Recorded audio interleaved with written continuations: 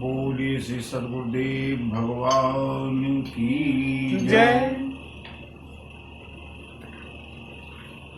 श्री गुरु चरण सरोज रज निज मन मुकुर सुधारि वरणं रघुवर विमल यश जो दायक फल चार बुद्धिहीन तनु जानिक सुमिरं पवन कुमार बल बुद्धि विद्या देहु मोहि हरहु कलेश विकार। प्रेम के साथ दो बार भगवान नाम संकीर्तन प्रारंभ करते हैं, तत्पश्चात होगा हरे राम राम राम सीता राम राम राम हरे राम राम राम सीता राम राम राम हरे राम राम राम सीता राम राम राम हरे राम राम सीता हरे राम राम सीता राम राम राम हरे राम राम सीता हरे राम राम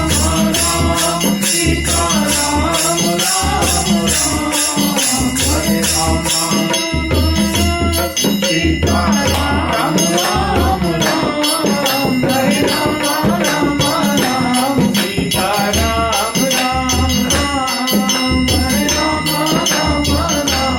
सीता राम राम हरे राम सीता राम राम हरे राम सीता राम राम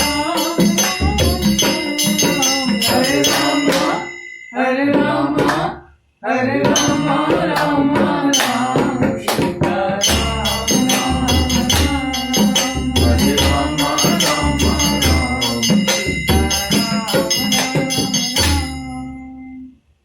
हरे राम राम राम सीता राम राम राम हरे राम राम राम सीता राम राम बोली सियावर रामचंद्र की बजरंग बली की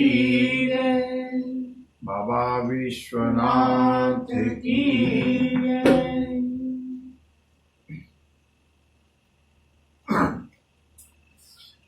मंगल भवन अमंगल हारी मंगल भवन अमंगल हारी प्रभु सो दशरथ अजीर बिहारी प्रभु सो दशरथ अजीर बिहारी।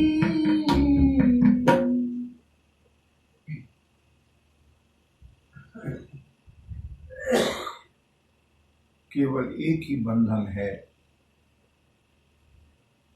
जो प्रभु को बांध सकता है। न बुद्धि वशिष्ठ की तपस्या, योग प्रभु को बांध पाया है। न मंत्रियों की प्रार्थना, न प्रजा की अनुनय विनय, न मां कैकेयी का प्रायश्चित,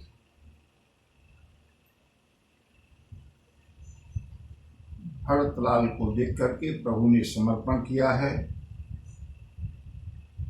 और बंधुओं, भरतलाल ने पुनः पूरी तरह समर्पण कर दिया। प्रभु, आपने मेरा मान रखा, आपने जितना स्नेह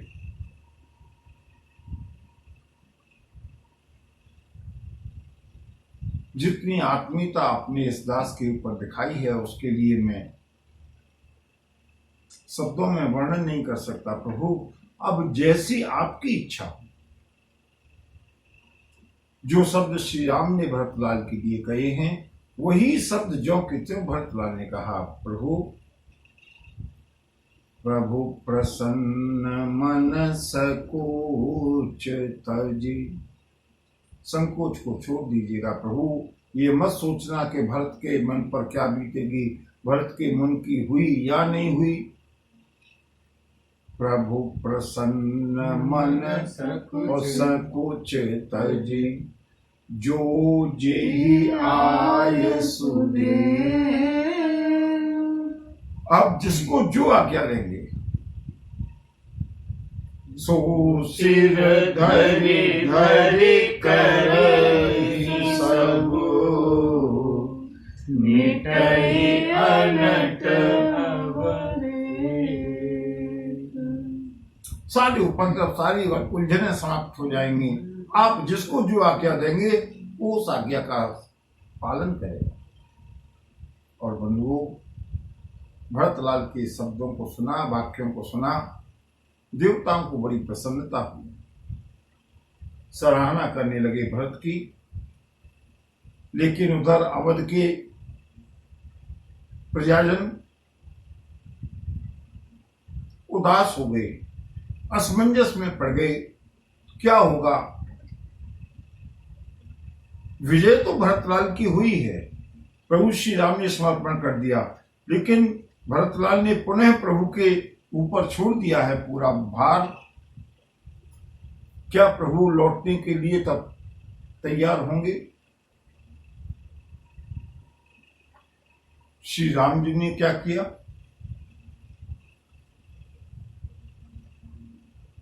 देवताओं को प्रसन्नता हुई, अवध के पुरवासी असमंजस में पड़ गए और प्रभु श्री राम, राम सिया राम, सिया राम, जय जय राम, राम सिया राम, सिया राम, जय जय राम। चुप ही रहे रघुनाथ सकोची, प्रभु गति देखी सभा सब सोची। जन जन कर दूत तेहि अवसर आए, मुनि वशिष्ठ सुनि बेगी बुलाए। राम सिया राम, सिया राम, जय जय राम, राम सिया राम, सिया राम, जय जय राम।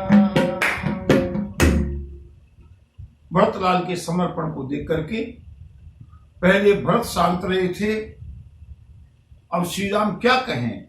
चुप ही रहे रघुनाथ संकोची। श्री राम संकोच में पड़कर शांत हो गए। क्या करें, क्या कहें? और बंधु, कभी कभी समय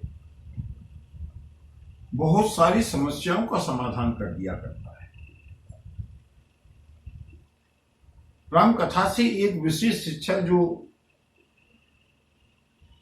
मुझे मिलती है या मिलनी चाहिए। कई बार ऐसे अवसर आए हैं, याद कीजिएगा जनकपुर का वो स्वयंवर,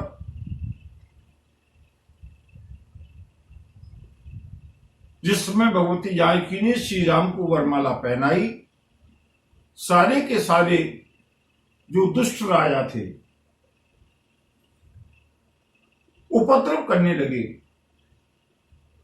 लेहु छनाय सिय कह को, और धैर्य बांधो नृप बालक दो, जो विदेह कछु करई सहाई,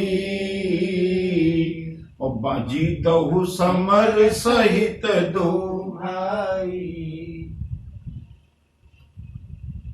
बहुत बड़ा उपद्रव होने लगा। लक्ष्मण जी को तो क्रोध आया, लेकिन श्री राम शांत रहे। लक्ष्मण जी ने कहा, प्रभु ये उपद्रव ऐसे कब तक चलेगा, आप कब तक शांत रहेंगे। श्री राम ने कहा, लक्ष्मण थोड़ा धैर्य धारण करके समय की प्रतीक्षा करो। और न श्री राम को कुछ कहना पड़ा, न लक्ष्मण को कुछ कहना पड़ा। तिहि अवसर सुनि शिव धनु भंगा, आए रघुकुल कमल पतंगा, आए रघुकुल कमल पतंगा। जैसे ही परशुराम जी आए, सारी परिस्थितियां एकदम से बदल गई। बंधु, ऊपर वाले के ऊपर भरोसा रखो। जब भी जीवन में ऐसा लगे कि अब क्या करें, किन कर्तव्य विमूढ़ हो जाएं, बीपी हाई करने से लाभ नहीं होगा। बंधु, मैं राम कथा सुना रहा हूं और राम कथा के माध्यम से जीवन को कैसे सरल करके जिया जाए ये बताना चाहता हूं। थोड़ा सा धैर्य धारण कीजिए, समय की प्रतीक्षा कीजिए। और बंधुओं, जो सारी सृष्टि का नियामक है, जो सारी सृष्टि का कंट्रोलर है, जो सारी सृष्टि को चलाने वाला है, जरूर कोई न कोई व्यवस्था करता है। यहां पर दोनों ओर से मैच टाई हो गया। इधर से भरतलाल ने गेंद को उछाला है, उधर से श्री राम ने गेंद को उछाला है। कौन जीतेगा? और तेही अवसर, उसी समय जनक दूत तेही अवसर आए, मुनि वशिष्ठ सुनि बेगी बुलाए,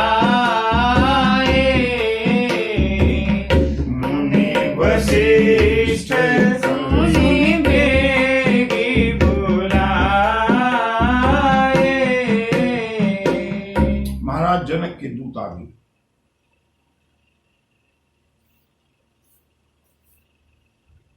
रस्साकसी थोड़ी देर के लिए शांत हो गई, स्थगित हो गई। गुरुदेव वशिष्ठ को समाचार मिला।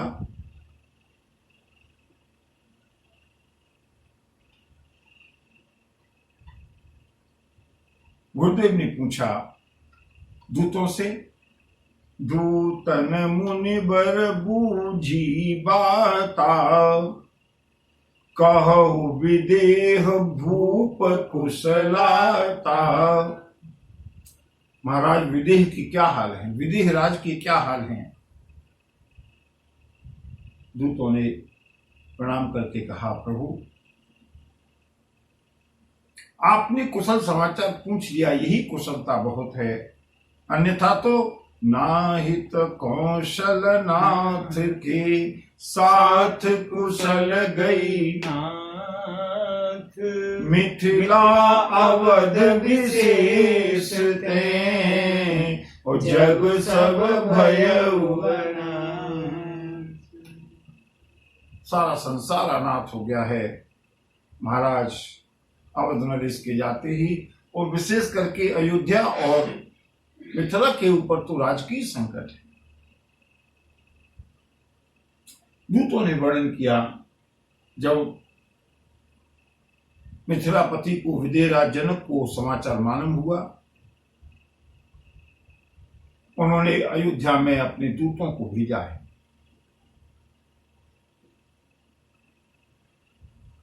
वहां की पूरी स्थिति को भांप करके, वहां के अनर्थ को देख करके, और जब ये मालूम पड़ा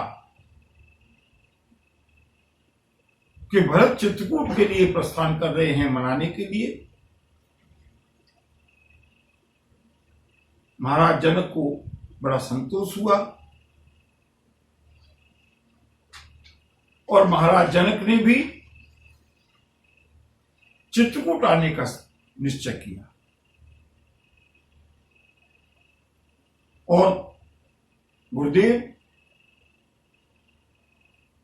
मिथिलापति चित्रकूट धाम में पधार चुके हैं।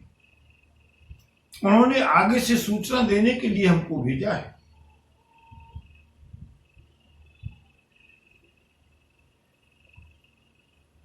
केकई को मन में बड़ी ग्लानि हुई, कैसे मुंह दिखाऊंगी। और बंधुओं, अयोध्या के नर नारियों को बड़ी प्रसन्नता हुई। क्यों? असमन आन मुदित नर नारी, भयउ बहुरी रहब दिन चारी।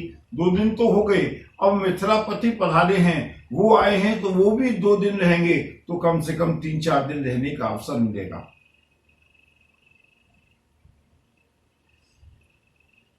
गुरुदेव वशिष्ठ ने दूतों को संदेश दिया है, सम्मान के साथ मिथिलापति को यहां पर बुलवाया जाए। और बंधुओं, जैसे ही महाराज जनक को सूचना मिली है, प्रेम मगन ते ही समय सब सुने आवत मिथिलेश, सहित सभा संभ्रम उठ्यो रवि कुल कमल दिनेश।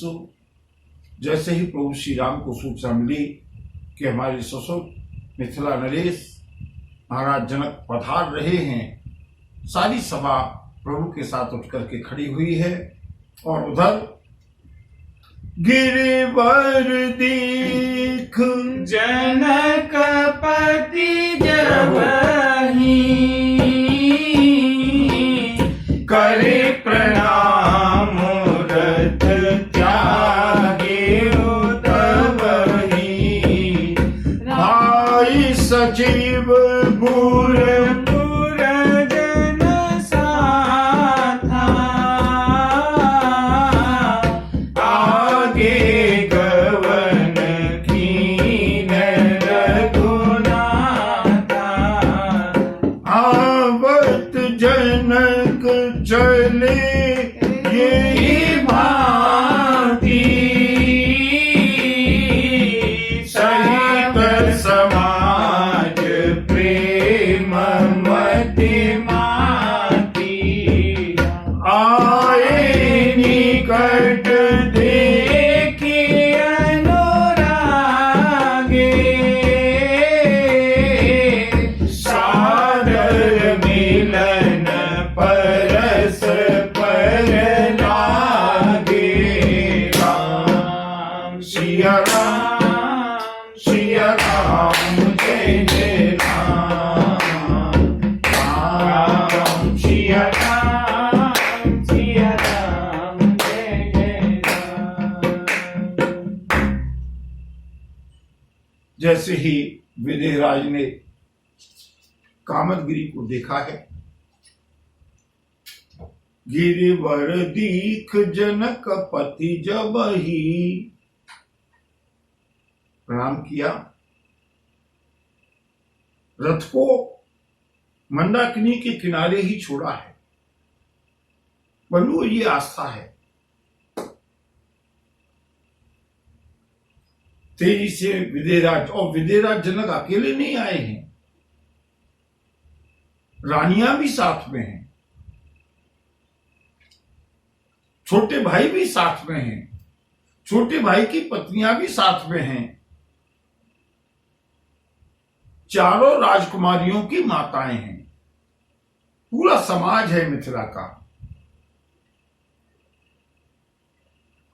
प्रभु श्री राम ने मंत्रियों के साथ, गुरुजनों के साथ, पुरजनों के साथ आगे बढ़कर के विदेहराज का स्वागत किया है। और बंधुओं, आपस में एक और महान प्रेम का सम्मेलन हुआ है चित्रकूट में, अयोध्या और मिथिला।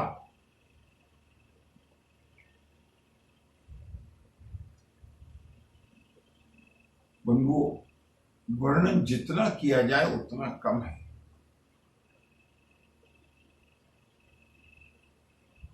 लेकिन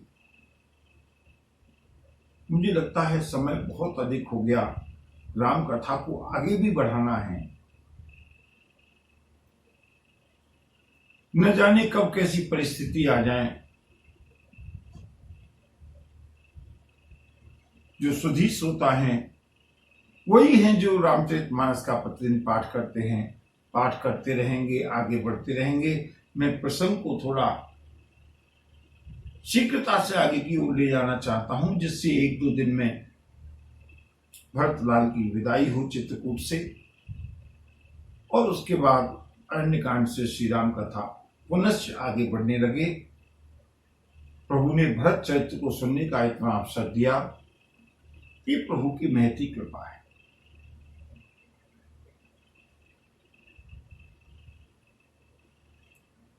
विदेहराज जनक की भेंट हुई है चित्रकूट में, और पहली बार विदेहराज जनक ने प्रभु श्री राम को तपस्वी वेश में देखा है।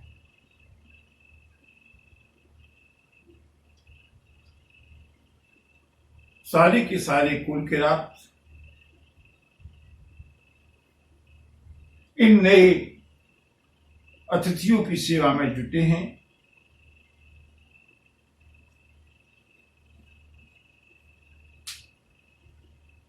गोस्वामी जी ने यहां एक बहुत अच्छी चौपाई कही है, बंधु आप लोग अध्ययन कीजिएगा। विषयी साधक सिद्ध सयाने, त्रिविधि जीव जग वेद बखाने, राम स्नेह सरस मन जासु, साधु स्वभाव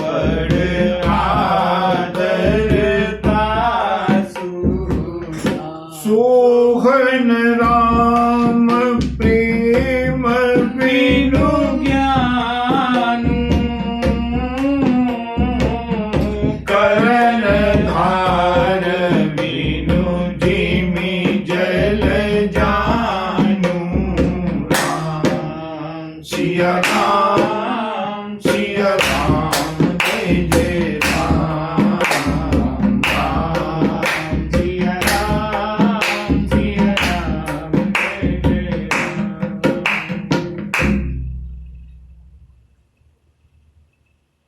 दुनिया में 3 प्रकार के जीव हैं। विषयी साधक सिद्ध सयाने, 3 कैटेगरी हैं प्राणियों की, जीवों की। या तो विषयी हैं जो विषयों में ही लगे रहते हैं, या फिर साधक हैं उससे उच्च कोटि के जो साधना की रास्ता पर चल रहे हैं, विषयों से ऊपर भी उठे हैं लेकिन विषयों से पूरी तरह विरक्त नहीं हुए। और तीसरे हैं सिद्ध, जो विषय और साधना दोनों से ऊपर उठ करके सिद्ध कोटि में आते हैं। गोस्वामी जी कहते हैं ये तो सृष्टि का क्रम है। यहां पर विषयी लोग भी रहेंगे, साधक भी रहेंगे, सिद्ध भी रहेंगे, लेकिन इन तीनों में सम्मानी कौन है, पूजनी कौन है? बोले राम स्नेह। सरस मन जान, भले ही वो विषयी हो, भले ही वो साधक हो, और चाहे वो सिद्ध हो, सबसे बड़ी सिद्धि ये है कि प्रभु श्री राम के चरण कमलों में प्रेम हो, परमात्मा के चरणों में प्रेम हो, परमात्मा अपने बन जाए। बंधुओं, इससे बड़ी सिद्धि कोई नहीं है। उसी का साधुओं के समाज में सम्मान है। और अगर प्रभु का प्रेम नहीं है तो सोहन राम प्रेम बिनु ज्ञानु, अगर प्रेम नहीं है, ज्ञान की कोई अहमियत नहीं है। बंधुओं, मैं कथा को, प्रसंग को आगे बढ़ाना चाहता हूं, वरना यहां पर अगर प्रसंग रुक गया ना, थोड़ा सा हम श्रीमद् भागवत से इस प्रसंग को कोरिलेट करते हैं। ज्ञान कितना ही हो, अगर प्रेम नहीं है वो ज्ञान किसी काम का नहीं। और चाहे ज्ञान बिल्कुल न हो, केवल प्रेम हो, समझ लेना जीवन सार्थक हो गया। कल्पना कीजिएगा, शबरी ने कोई ज्ञान प्राप्त नहीं किया, न वेदों को पढ़ा, न योग किया है, न दान किया है, न तप किया है, लेकिन सबरी के आश्रम पर प्रभु को आना पड़ा है। केवट ने कोई ज्ञान प्राप्त, बंधुओं, ज्ञान का प्रभु से कोई संबंध नहीं। ज्ञान का संबंध केवल अपने मानस को संतुष्ट करना है।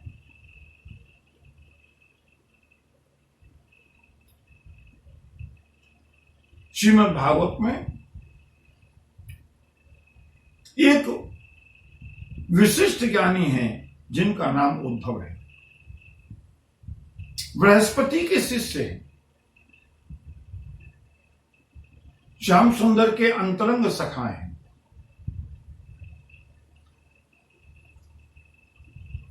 ज्ञान में उस समय उद्धव जी की कोई सानी नहीं है,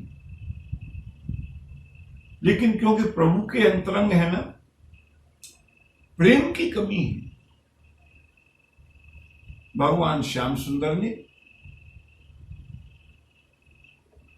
उद्धव जी को भेजा है श्री वृंदावन धाम। किस लिए? केवल एक ही उद्देश्य है, उद्धव, ये तुम्हारा शुष्क ज्ञान किसी काम का नहीं है। अगर इस ज्ञान में प्रेम की कुछ बूंदें गिर जाएं,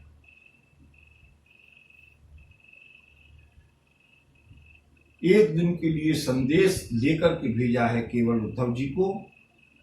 बंधु, मैं श्रीमद् भागवत की कथा नहीं कह रहा हूं, प्रसंगवश थोड़ा सा इशारा कर रहा हूं।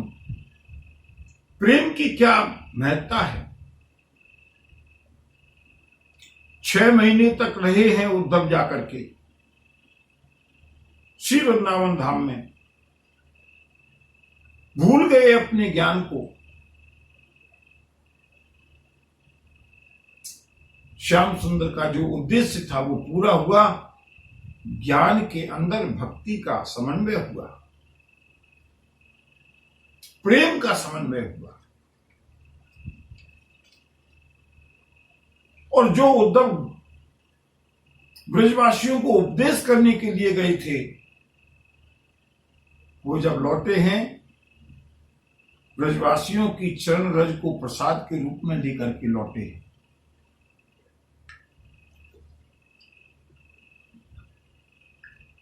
और वही उद्धव अंतिम समय में प्रभु ने जब अपनी लीला का उपसंहार किया है, उद्धव जी साथ में हैं। द्वारका में जो उद्धव गोपियों को, ग्वालों को समझाने के लिए गए थे कि कृष्ण को भूल जाओ, निर्गुण निराकार में मन को लगाओ, योग में मन को लगाओ, आज वही उद्धव भगवान द्वारकाधीश के चलते समय फूट फूट कर रोने लगे। द्वारकाधीश, बताओ तुम्हारे बिना अब ये जीवन कैसे कटेगा। ये है बंधु प्रेम की महत्ता। ज्ञान कितना है बहुत अच्छी बात है, लेकिन अगर ज्ञान में प्रेम नहीं है तो ज्ञान किसी मतलब का नहीं। आज प्रेम का सागर उमड़ा है श्री चित्रकूट धाम में। एक ओर से मिथिला से धारा आकर के मिली है, एक ओर से अवध से धारा आकर के मिली है। भरतलाल हैं, श्री राम हैं, भगवती जानकी हैं, लक्ष्मण, चारों भाई हैं, चारों बहनें हैं। भगवती जानकी हैं, भगवती जानकी की तीनों बहनें भी हैं।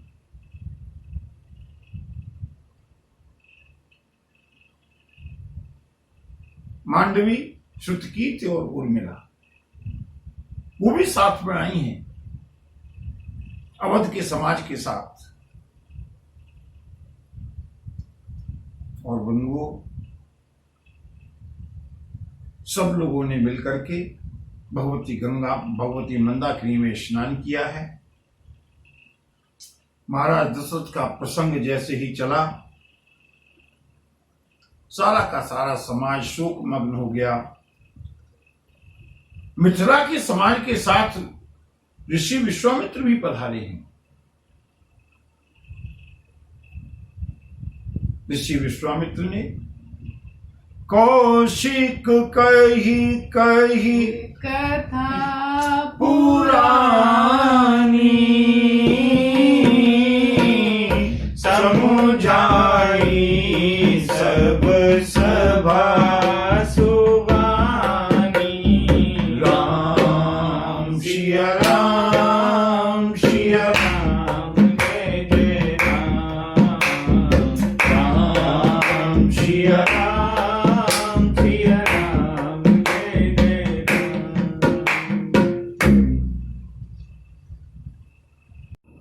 महर्षि विश्वामित्र ने अनेक प्रकार की कथाओं का वर्णन किया, सबको समझाने का प्रयास किया है। प्रभु श्री राम ने कहा गुरुदेव विश्वामित्र से, गुरुदेव तब रघुनाथ। बंधु, क्या मैनेजमेंट है श्री राम का, क्या व्यवहार है। इतने सारे समाज के लोग जुड़े हुए हैं, प्रभु श्री राम को चिंता है। तब रघुनाथ कौशिक कही कहेऊ, नाथ काले जल बिनु सब रहेऊ। प्रभु गुरुदेव, कल ही अयोध्या का समाज आया था।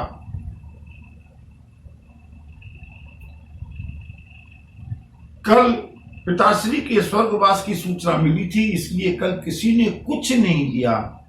नाथ काले जल बिनु सब रहेऊ, कल भी पूरा समाज बिना जल पान किए हुए रहा था, और आज आप लोग आए हैं, इतना कष्ट किया है।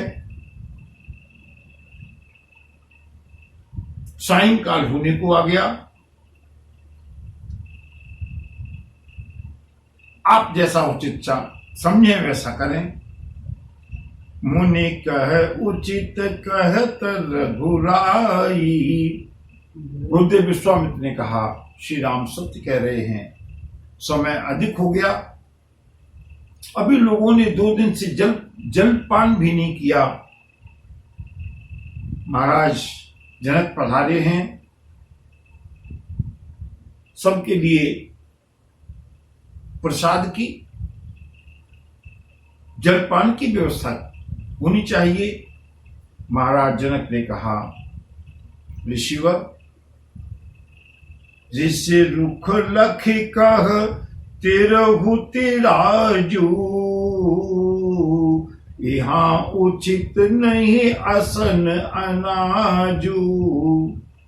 महाराज विश्वामित्र से जनक जी ने निवेदन के साथ कहा, गुरुदेव हम तो कन्या पक्ष के हैं, जहां हमारी कन्या है उस क्षेत्र का भी हमें कुछ खाना उचित नहीं है, और इस समय तो परिस्थितियां प्रतिकूल हैं, इसलिए चित्रकूट धाम में हम लोग कुछ भी ग्रहण नहीं करेंगे। कोलभीलों ने अनेक प्रकार से सत्कार करने का प्रयास किया है। अवध के नर नारियों ने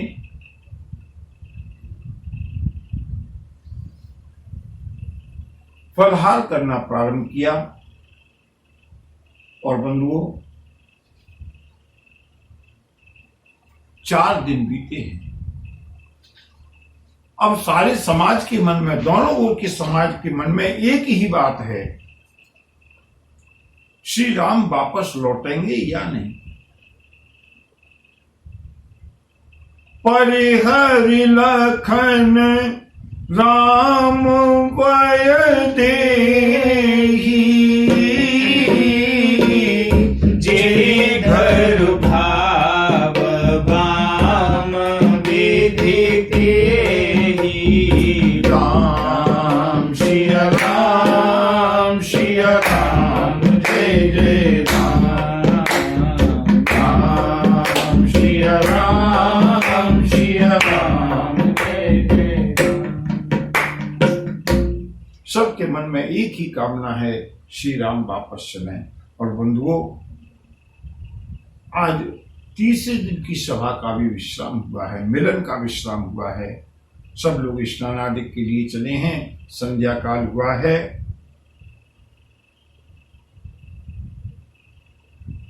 बंधुओं व्यवहार अगर सीखना है तो श्री राम कथा से सीखें।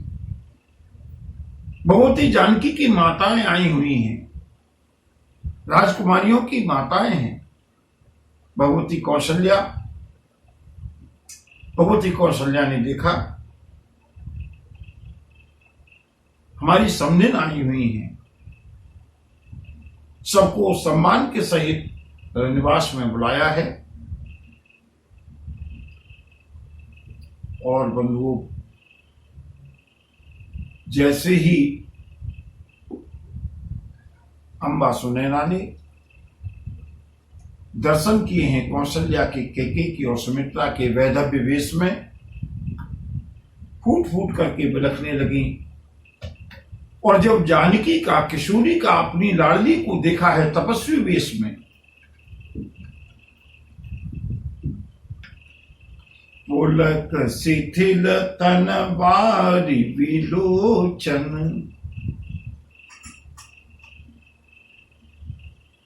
मां जानकी की माताएं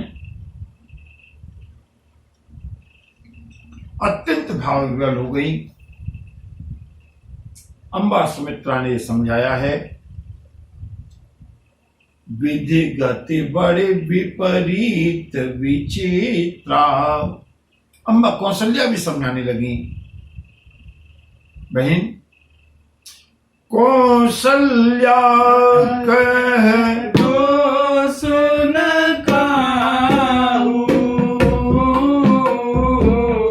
कर्म विवश दुख सुख झेलाहू। कठिन कर्म गति जान विधाता, जो शुभ शुभ सकल फल दाता।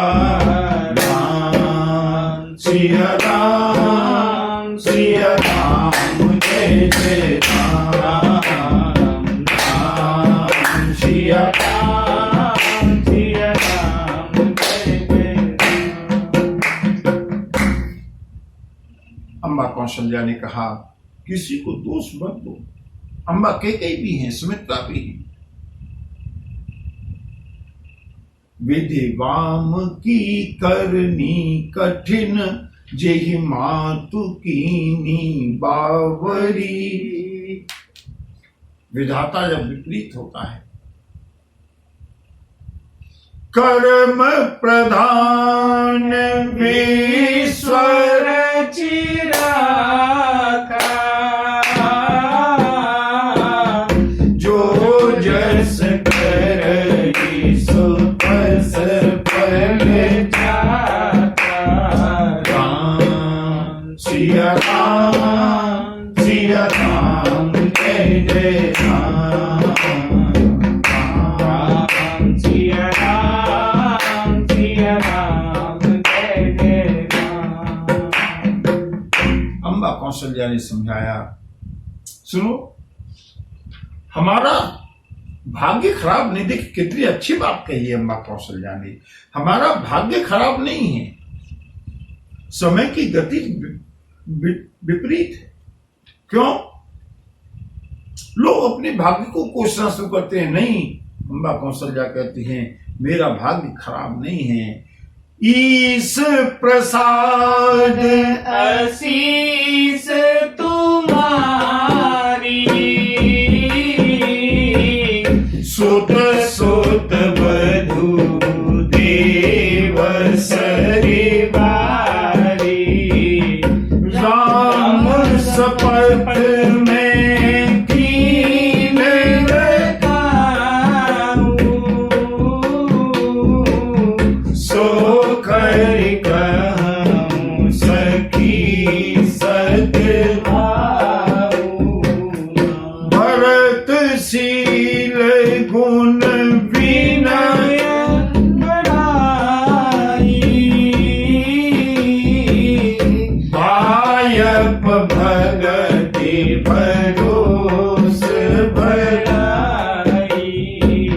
जानहु सदा भरत कुलदीपा, बार बार मोहि कहियो महीपा। राम सिया राम जय जय राम। राम सिया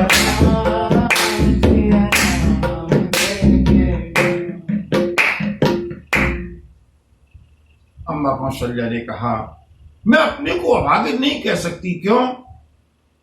सुत सुत बधू देव सरिवारी। क्या ऑप्टिमिस्टिक व्यू है बंधुओं, कितना आशावादी दृष्टिकोण है। और यही तो अम्बा कौशल्या ने मां शत्रुपा के रूप में प्रभु से मांगा था। जिस समय महाराज मनु ने वरदान में मांगा है कि सुत विषयक तव पद रति हो, मोहि बड़ मूड कहै किनको। मुझको तो आपसे पुत्र संबंधी, पुत्र जैसा स्नेह होना चाहिए, पुत्र जनित स्नेह चाहिए। वहीं माता शत्रुपा ने कहा, प्रभु सोई गति सोई रति सोई भगति, सोई निज चरण स्नेह, सोई विवेक। विवेक को मांगा है अम्बा कौशल्या ने। और बंधुओं, क्या विवेक है गृहस्थ में सीखने लायक। बंधु, मैं राम कथा सीखने के लिए, जीने के लिए कह रहा हूं। अम्बा कौशल्या ने कहा, प्रारब्ध को, अपने भाग्य को दोष नहीं देती मैं। क्यों? क्योंकि मेरे चारों पुत्र और चारों पुत्र वधुएं गंगा के समान है। मैंने आज तक कभी राम की सौगंध नहीं खाई। राम शपथ में कीन न काऊ, आज तक मैंने राम की सौगंध नहीं खाई। लेकिन बहन, आज मैं राम की सौगंध खा करके कहती हूं कि भरतशील गुण विनय बढ़ाई। कैसे घर को जोड़ा जाए, टूटे हुए घर को, बिखरे हुए घर को, जहां इतना बड़ा उत्पात हो चुका है, एक भाई के कारण दो भाइयों को, बहू को वन में जाना पड़ा है। आज उन्हीं की माँ कहती हैं, मेरा भरत, मैं राम की सौगंध खा करके कहती हूं, उसके गुण, विनय और बढ़ाई की प्रशंसा सरस्वती भी नहीं कर सकती। बहन, मैंने तो हमेशा भरत को कुल दीपक करके माना है, और यही महाराज भी मुझसे कहते थे। कहीं मिथिलेश रानी के मन में कोई ऐसा भाव न रह जाए कि अवध में कुछ मनमुटाव हुआ है। अम्मा कौशल्या ने उसकी पूर्ति की है। और बंधुओं, सबसे बड़ी बात कही अम्मा कौशल्या ने, मां सुनैना ने कहा, बहन ये बताओ, आखिर यहां पर हम सब लोग मिले हैं, क्या हो सकता है, इसका अंतिम परिणाम क्या हो सकता है। और बंधुओं, बिलक करके कौशल्या ने कहा, बहन सुनो, राम, लक्ष्मण, सीता तीनों वन में चले जाएं, मुझे कोई चिंता नहीं। फिर यहां क्यों आई हो? कौशल्या ने रो करके कहा, राम लखन सिय जाऊं वन। अम्बा कौशल्या, लखन राम सिय जाऊं वन, भल परिणाम न पूछ। कोई बुरा परिणाम नहीं होगा। राम, लक्ष्मण, सीता अगर तीनों वन में चले जाएं, मुझे कोई चिंता नहीं है। चिंता है तो केवल एक, कि गहबर हिय कह कौशिला, मोहि भरत कर सोच। मां कौशल्या कहती हैं, बहन मुझको भरत का सोच, भरत कैसे जिएगा राम के बिना। बंधुओं, इसीलिए तो इसका नाम अयोध्या है। इतना बड़ा अनर्थ होने के बाद भी घर को कैसे जोड़ा है अम्मा कौशल्या ने। रात्रि काल में अम्मा कौशल्या, सुमित्रा, सुनैना आदि माताओं की बैठक चल रही है। कौशल्या ने कहा, बहन रात्रि में जब एकांत में महाराज जनक से तुम्हारी भेंट हो ना, और अगर कोई चर्चा चले तो मेरी ओर से एक प्रार्थना कर देना।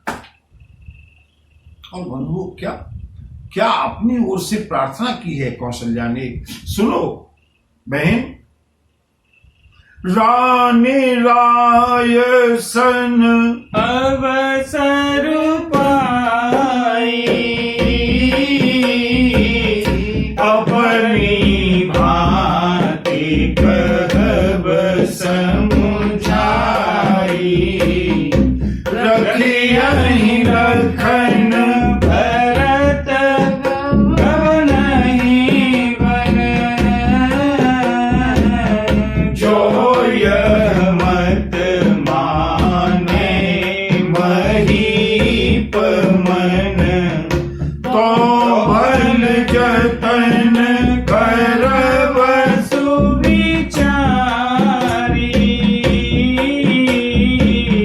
मोरे सोच भरत कर भारी, गुण सलीह भरत मन माही, रहे नीक मोहि लागत नाही। राम सिया राम, सिया राम, जय जय राम, राम सिया राम, सिया राम, जय जय राम। अम्बा कौशल्या का बंधु हृदय देखिएगा, अपना हृदय खोल के रख दिया कौशल्या ने। एकांत में कहा,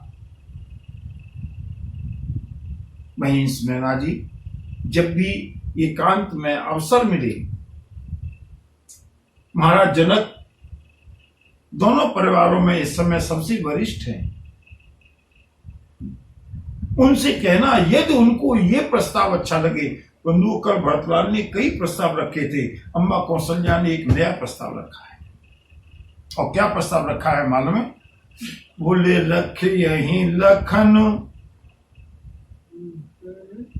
लक्ष्मण को तो वापस कर दें, लक्ष्मण अयोध्या चले जाएं, और भरत गव नहीं बन, भरत श्री राम के साथ वन में चले जाएं।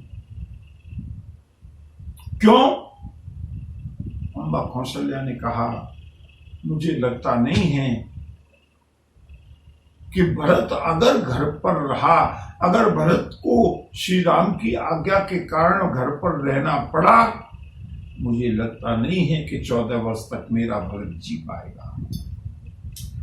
गूढ़ स्नेह भरत मन माही, रहे नीक मुझे अच्छा नहीं लगता, मुझको लगता नहीं है कि इसमें कोई भलाई होगी। भरत को राम के साथ अवश्य जाने दो। राम तो मैं जानती हूं, राम का तो वापस होना मुश्किल है, लेकिन मुझको गहवर ही कह कौशिला, मोहि भरत कर सोच, मेरे भरत को बचा लो। वो माताएं सराहने लगी कौशल्या के स्वभाव को। रात्रि अधिक हुई है। अम्बा सुमित्रा ने कहा, बहन बहुत समय हो गया, लगभग अर्धरात्रि होने को आई, आप लोग कृपा करके अपने डेरे में पधारें। और बंधुओं,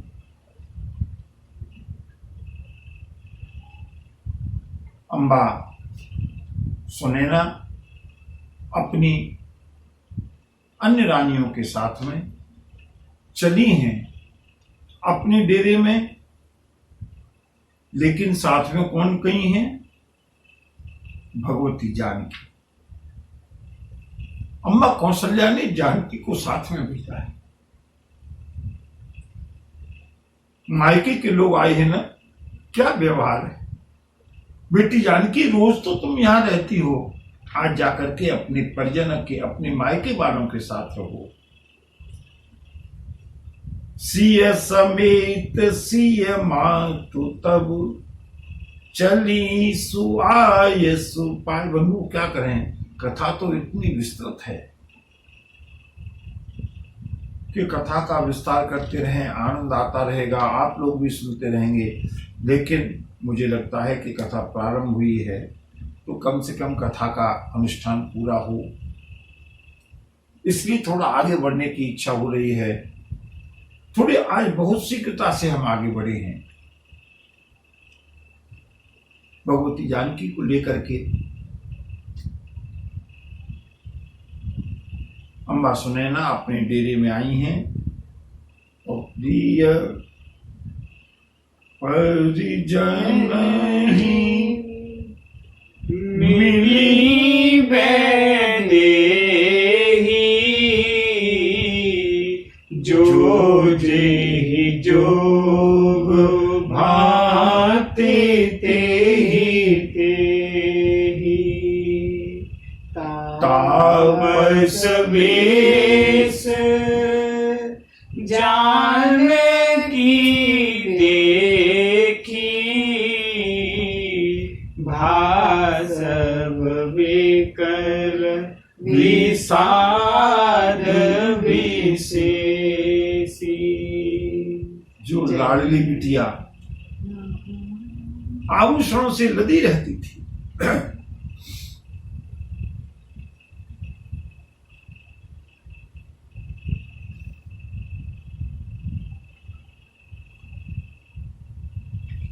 मिथिला की लली बनवासी, बन चली, कष्ट पानी, विधि की लीला है क्या कोई जाने, मीठे लागी गली बनवासी बन चली, कष्ट पानी, विधि की लीला है क्या कोई जाने। अपनी लाडली जिसको कि महाराज दशरथ अपनी बेटी बना करके ले गए थे, जिसको आज अयोध्या की महारानी होना था, उस बिटिया को जब देखा, तापस वेश जान की देखी, भास बिकल विषाद विशेषी।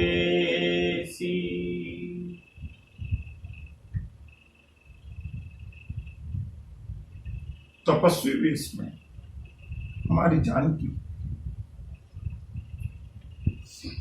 सब लोग हृदय से लगा लगा करके बिलखने लगे।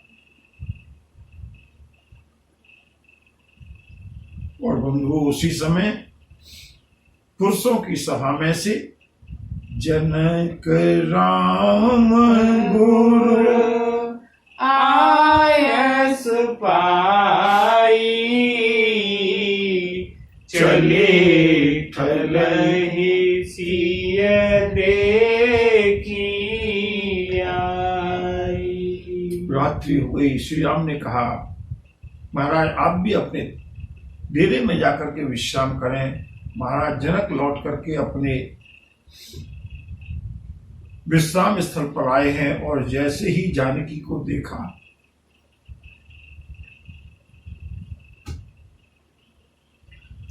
लीनी लाई और जनक जानकी,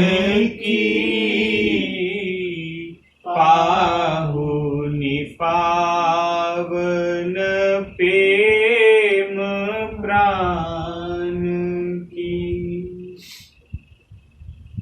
महाराज जनक ने अपनी लाडली बिटिया को देखा है और बंधुओं, पिता का पुत्री का क्या संबंध। महाराज जनक ने अपनी लाडली को अपने हृदय से लगा लिया।